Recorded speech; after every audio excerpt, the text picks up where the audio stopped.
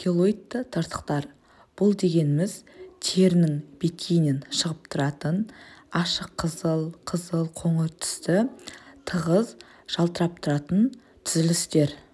Келоидты тыртықтар теріге механикалық жағдай әсер еткен кезде терідегі жарақаттар, оның ішінде тұрмыстық жарақаттардың әсерінен, терідегі күйу, әртүрлі операциялық жағдайлар кезінде, теріде болатын акне және сол сияқты процестерден кейінгі болатын қабыну кезінде, сонымен қатар теріге татуировка, пирсинг жасатқан кезде, жануарлардың тістеген ізі немесе жәндіктердің шаққан жерінде пайда болады.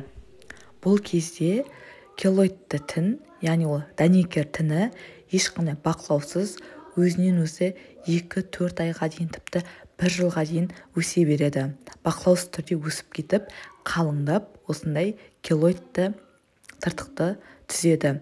Келоид дегеніміз грек тілінен аударғанда ісік дегенді білдіреді.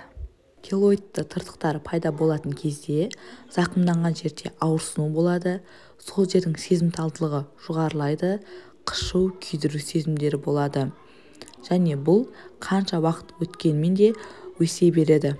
Келоидты тыртықтар жиі бетте, құлақтың артында, кеудеде, иықта, мойынның артқы бетінде кездеседі.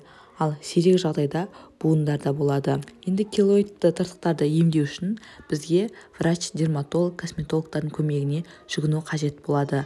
Бұл кезде негізінен қолданылатын әдістер сәулелі терапия, компрессия, әртүрлі лазерлі терапия, криотерапия, хирургиялық емдеу, сонымен қатар инъекциялық кортикостероидтарды тыртық аймағына енгізу, сонымен бірге силиконды гельдерді қолдану арқылы емдейді.